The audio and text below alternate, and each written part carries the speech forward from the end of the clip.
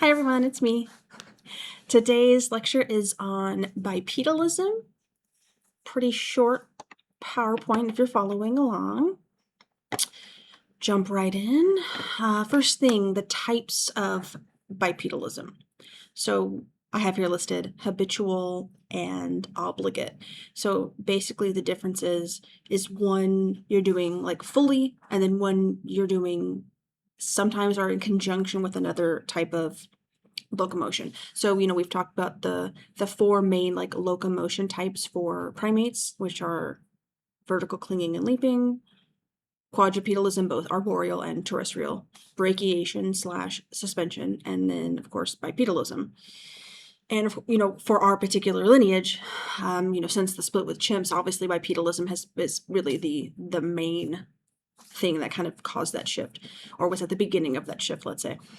So if you're thinking about like the beginning of our lineage and how that would have happened, it's not as if there would have been like mom and dad and then offspring. Suddenly it was like quadrupedal mom and dad, or arboreal mom and dad, and then suddenly offspring were bipedal, right? There's going to be a process of that kind of shifting and changing. And so as we get into the different species within the hominid lineage, we'll talk about that a little bit more, but just understand that there, especially towards the beginning part of the lineage, there's definitely a process where the animals were clearly biped, like their bodies, their bone structure was set up to be bipedal, but other morphological skeletal evidence points to they might have been doing that, possibly, might have been doing that in conjunction with another type of locomotion, which, we see in like modern primates now. We see plenty of like old world monkey species who are terrestrial, sometimes arboreal, sometimes. It's not as if every single monkey is like it only does this one thing ever. There are a few, sure, but many of them have like maybe more than one way of kind of moving about in the world, like locomotively. So this kind of references that idea that obligate is you're doing it all the time. That's the only locomotion type you have. And then habitual means you do it a lot. You do it enough to probably even your body be adapted for it, but you aren't doing that solely, right? And plenty of ways that, can present. Let's see what else. So looking at the skeletal differences when you go from, like say quadrupedal, we can compare like quadrupeds to bipeds, that it's not just the legs where you see a difference. You're obviously, and not even just like, oh, well, of course, like the pelvis, it's going to be literally from your head to your toes. Like every single part of your body changes when you go from one locomotion type to another locomotion type. So one, of course, one of them being, of course, like the legs and the bones of the legs, which we'll get to in a second. But even if you're looking at just like the skull, you're going to see like the placement of the foramen magnum, which, we talked about before, that hole at the base of your skull for like your spinal cord. It's going to, go through your spine down. All the nerves are going to go throughout your body, but that starts like up in the brain. So there has to be a connection point between what's going, through your spine and then up into your brain, right? So that connection point, like where there's an opening at the base of the skull, if you are a biped, that hole, that foramen magnum is at the bottom of your head, right? Because your body is underneath your head. But if you're a quadruped, then that foramen magnum placement, that hole, is kind of towards the back of the head. So you could have just, just the head, skull, even a fragment, like just part of the occipital, and you would very likely be able to tell if you were looking at like a biped, or like a quadruped, or something like that. Let's see. The other parts of the body that have changed, of course, like literally everything, but the spinal, like all the vertebrae. So when we look at, let's say, like a chimp, as an example, they're quadrupedal, right? So it's not as if they have a bored straight, vertebral column. There's going to be like a nice kind of curve to it, a little kind of arching curve, but there's a little curvature to it. But in a biped, so like ourselves, we have like two larger curves, kind of like this, kind of creates this S shape, right? And we have names for like the two curves. One's the cervical and then one's the lumbar.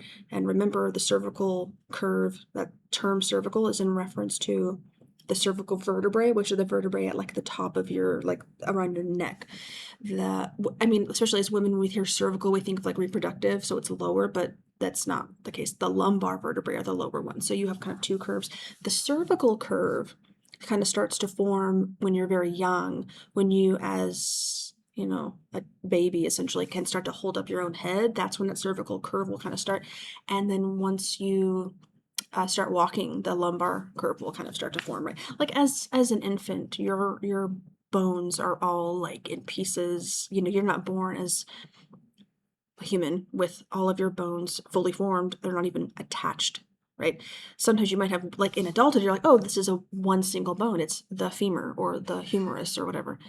But when you're born, that bone is still in like 3 pieces. It's not even connected yet, let alone is it a fully, like, looks the same, you know? And so that's why babies' like limbs look a little bendy. It's because the bones aren't even really like fully formed yet. That'll happen quickly, you know. Like there's a lot to that. But so like those kind of curves that we think of as like the bipedal curve will occur at, you know, certain stages in life for an individual biped. The shape of the pelvis obviously is shifted from that more elongated shape that we see with like the chimpanzee, right?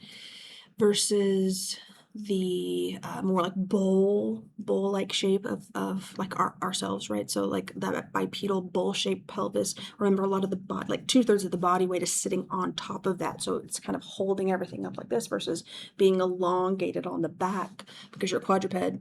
It's going to be shaped completely different. It's not even just the general shape of the pelvis, but obviously the opening, which is a huge part of the conversation in terms of like evolution, reproduction.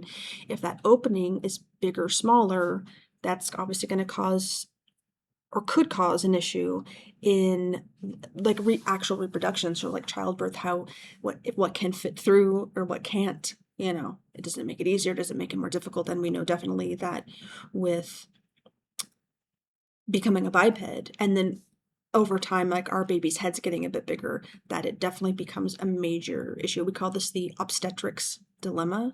That, I mean, this happens all the time in nature, that there is maybe, what's the word I'm thinking of? Selection. There's a selection force of like for like one trait to be like, you know, it's very adaptive. So, you know, it's going to work well for those individuals who have it, and maybe another trait as well, because it's never just about one trait, right? We have plethora of traits. But what if they're in like conflict with each other? Like, so that's the conflict of we're bipedal and that's working really, really well for us, but it makes our pelvis shape a little different and the opening's a bit smaller.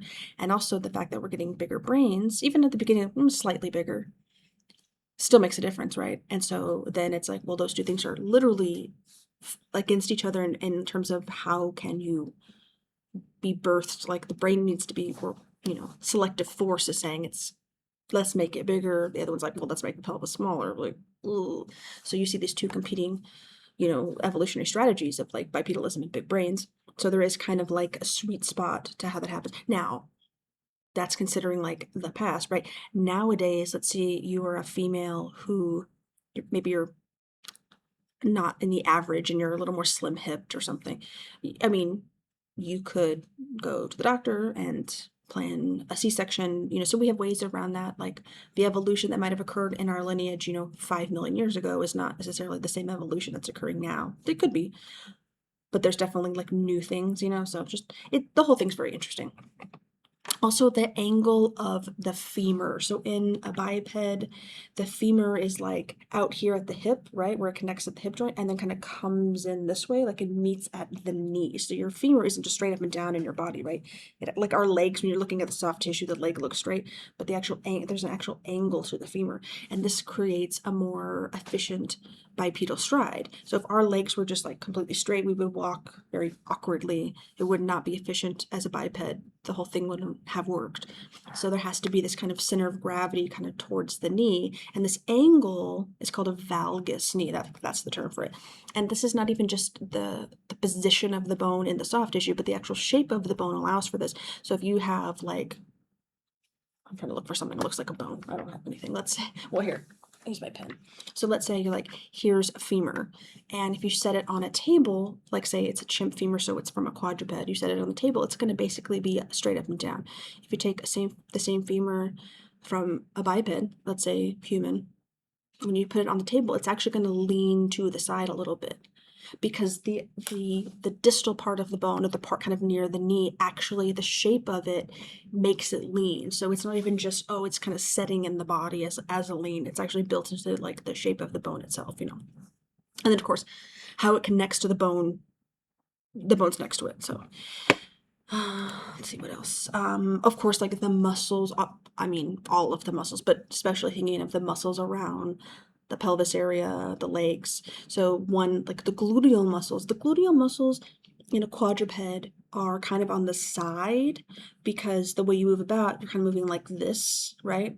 Versus in a biped, they're kind of behind. I'm trying to do this without, like, let me see, like they're kind of behind, like propelling you forward in your bipedal stride a little bit. So the shape of the gluteal muscle is different, the position, like its function. So, and that's just one example. There are many, you know.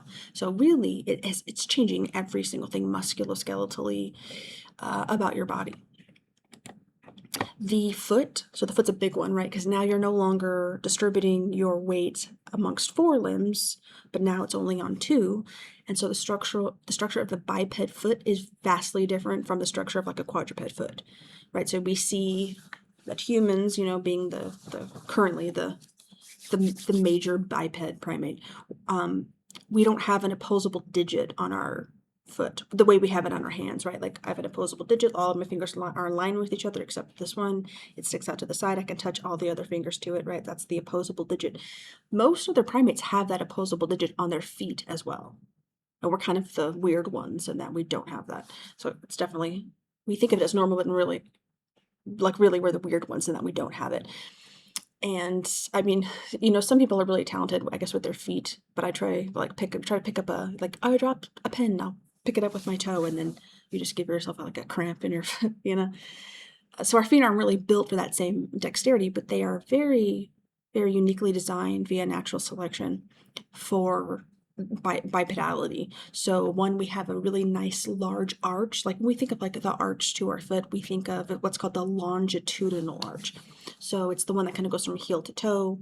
All of us, like if you're looking at like the apes or the primates, we all have the transverse arch, which is the little one that we don't really think about, the little one that kind of goes left to right. So you kind of have, if you're looking at your foot, it's like kind of goes this way, right? I don't know if you can really see it on the camera. Kind of goes left to right.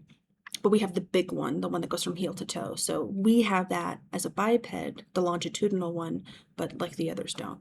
And this allows for like a bit of shock absorption, you know, in the stride.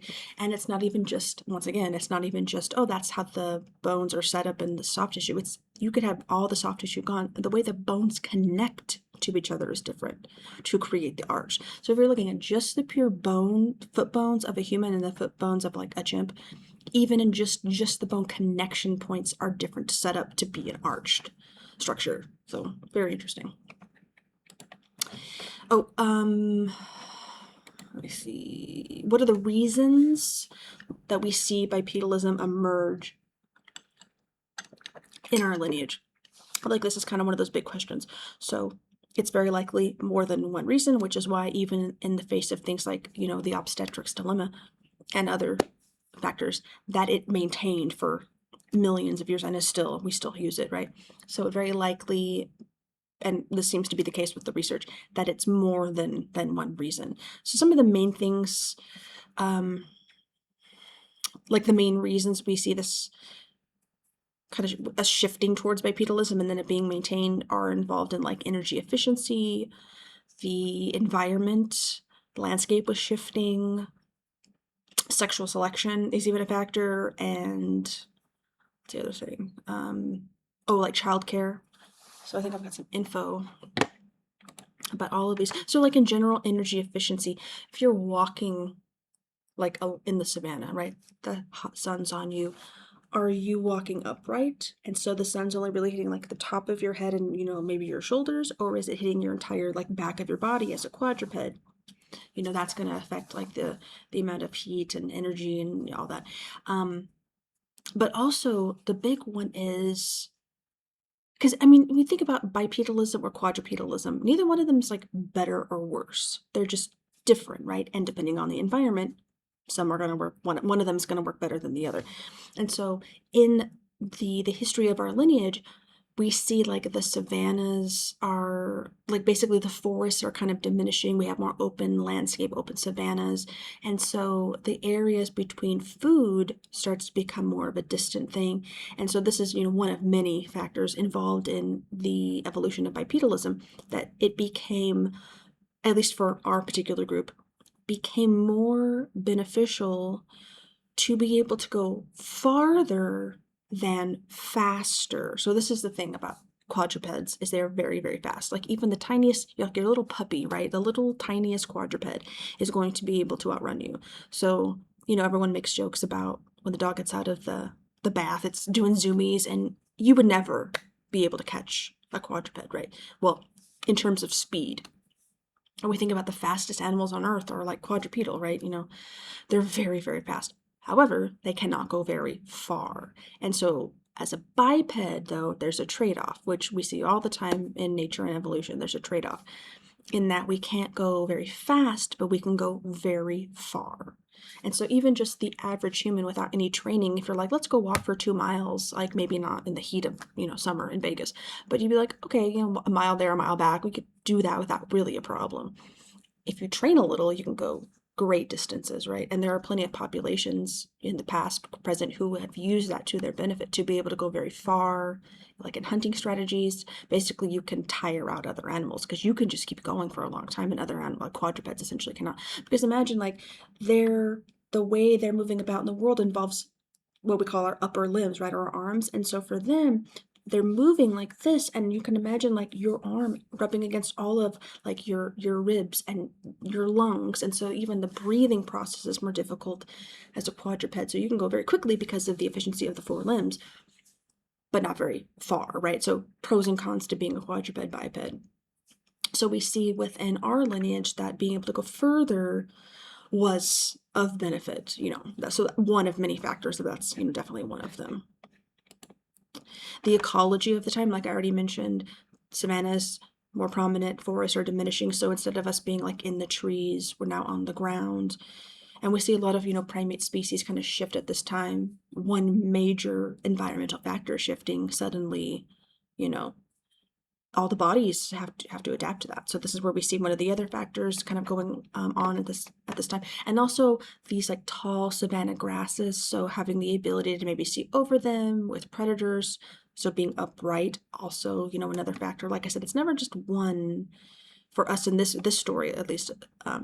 Multiple things. And then a big one. So sexual selection is definitely involved in this, very interestingly. So. And I think we talked about this with when we talked about sexual selection, the idea of hidden ovulation. So female humans having hidden estrus or hidden ovulation. Basically, it compared to like a lot of other primates where you can see like the visual like vulva swelling. We don't have anything like that. Males, well, when we talked about the research, initially at least, males would not be able to tell if the female human is, ovulating, because there's no visual color change, swelling, nothing like that. Even most women don't really know when they're ovulating, right? But then, of course, before we talked about the evolutionary strategies that maybe men can tell, but we don't really know how, and but there is that kind of initial thing of it functionally being related, that as we become bipedal, this space for a vulva swelling is just not there, like functionally it doesn't work, so we lose that. And of course this happens all the time in nature and evolution, is that a trait might start for one reason and then gets co-opted useful in another way, so it's kind of part of that story. But another big one is the child care. So human infants, and this would have been true for not even just Homo sapiens, but even pre-Homo sapiens, are born what's called altricial or helpless, versus a lot of other animals are born precocial. So precocial, like a precocial animal is an animal that can, once after born, let's say minutes, hours, maybe a day or two, can get up, can walk around, can maybe even go drink their own, water, maybe could eat a little something on their own. So precocial animals are functional in their own bodies very quickly, right? Depending on the species, could be a couple hours, a couple days, but it's very quick. Versus species like humans who are altricial, that process takes months, right? When do human babies start to be able to walk on their own? A year? I don't know, a little less maybe. Versus other animals are walking around within 7 hours of being born. So that's kind of the difference. So you might be thinking, well, why would we be like that? Doesn't it seem like not beneficial, right? Evolution always finds a way to make it work, right? So this idea that, kind of going back to the obstetrics dilemma, and if you know anyone who works in obstetrics, in today's world, you might have heard this term called the fourth trimester. So basically for human infants, the first few months after they're born, that developmental process of the first 2, 3, 4 months of a human baby after they're born is what most other animals go through in utero. So essentially, in comparison, we are born at much more, lesser developed stages, so more altricial when we're born, because we have to be able to fit through the pelvis. If we were born at this kind of a similar developmental stage as a lot of other, let's say, primates or mammals, we would we wouldn't be able to fit to get out, right? So that has to kind of happen a little earlier. And so, like I said, this is all this stuff is related in that you have one thing starting for one reason, but getting co-opted for another. You have one strategy that's competing with another strategy, but they both are beneficial. So many. There's a kind of a beauty in the complication of it all. But kind of going into the whole bipedalism thing. So because they're born altricial, unlike other mammals or even other primates where the baby can kind of latch on to the mother, that can't really happen for humans, right? Human babies cannot latch onto their mom at 2 weeks. We have to they're totally helpless. So having the ability to have our forelimbs or our arms free to be able to care for them is one of many other reasons why we see bipedalism being maintained throughout our entire lineage. Even in the face of so many other things kind of against it, it maintains, And also I'll say the last thing about this is this is an interesting story. I mean, I won't try to be too long-winded with it, but it is interesting. So back in the 1960s, there was this conference and some related papers around a single topic. And we know now this idea is very flawed. Think of the amount of any field, the amount of research that can be conducted in 60 years, where what you thought was true before we realize, as is part of the scientific process, right? We should be moving towards the direction of truth and fact, but that we probably got things wrong in the past. We get them right now. Just in 50 years from now, scientists are going to be like, oh my God, how did they think that, right? They were so wrong. That's just part of the process. So, but back in the 1960s, there was this whole conference paper, and it was called oh my God, why am I blanking? Man the Hunter. So and got so much stuff wrong. One of the big ones is that at the time they thought that populations, even currently ones that existed then and definitely ones from the past who were more like hunter-gatherer, they thought it was very strict in these social roles that they had imagined, that we kind of imagine in Western Christian culture of the male is the one who does XYZ, the female is the one who does XYZ, and there's no overlap, which of course we know is something that is pushed on us, but has never really been true in nature, So to the extent that people imagine that it is. Not that there aren't certain things that, of course, whatever species we're talking about, males tend to do and females tend to do, of course, that's true. But this idea that in hunter-gatherer groups, males were doing the hunting, females were not doing any of it is absurd, right? We know that's not true for almost all of those groups. So females and males were often doing the hunting. So, a couple exceptions, there are multiple. I'm not trying to put all hunter-gatherer groups that have ever existed into the same pile, of course, But in general, females were also doing some of the big game hunting, and females were almost solely doing all of the small game hunting. So a lot of different hunter-gatherer groups have similar, what's the word I'm thinking of? Expressions within their society of if a man dies, he's dead, right? If a female dies, she's taking so many other people from her community because of what the women do for the whole system and for their children, right? And so we see this We know now, based on a lot more of the current research, that these ideas we had in the past are flawed, right? Which is, how it works. So, but anyway, back in the 60s, there was this whole conference surrounding this idea, which was totally wrong. But the big thing that they got wrong, I mean, I could talk about this for like hours, but the big thing that they got wrong was they thought that hunting was in some way connected to our bipedalism, which we know now is completely ridiculous. We have been bipedal for like 7 million years. We haven't hunted like animals the way we kind of imagine it. We haven't hunted animals for less than 2 million years. Maybe around 2 million, maybe. So something that occurred 5 million years later could not have been the cause or even a factor in any other trait that happened 5 million years before, right? That's completely absurd. We know that now, but at the time there was a lot of just like they got a lot of it wrong. Very quickly, really within like the 1970s, more research was occurring, more fossils, and we're like, oh, actually, we were totally wrong about all of that. But unfortunately, that kind of mentality of evolution or nature kind of being male driven has kind of still permeated in some narratives, and it's very wrong, right? You could make the argument it's probably split, male, female driving this, driving that.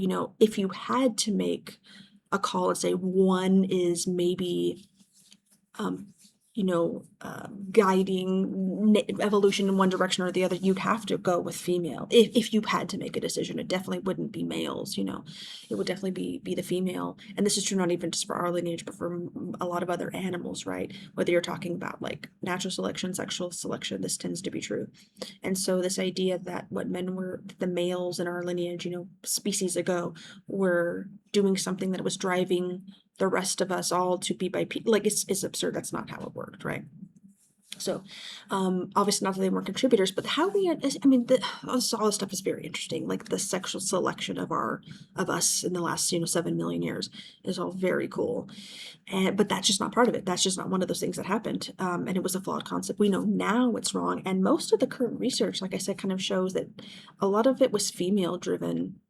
If you had to, if it wasn't neutral. So anyway, just kind of keep that as food for thought. So if you're looking at like an older article or an older book and you're like, that seems oddly male specific, but just doesn't quite make sense to whatever the, research question is, just know that a lot of the older work is incorrect, which, like I said, is important to recognize. And it's not a problem in terms of like the scientific system that it's not a surprise. That's kind of the whole point of the scientific endeavor, right? Is that we think something, we keep trying to figure it out, and we never stop. And so we constantly are self-correcting. Science is a self-correcting system. It's supposed to be that way. So saying, oh, we got it wrong before is like, well, of course, we're getting it wrong now. Like, of course that's what's happening, So anyway, so that's it for this one. And I will see you guys on the next one.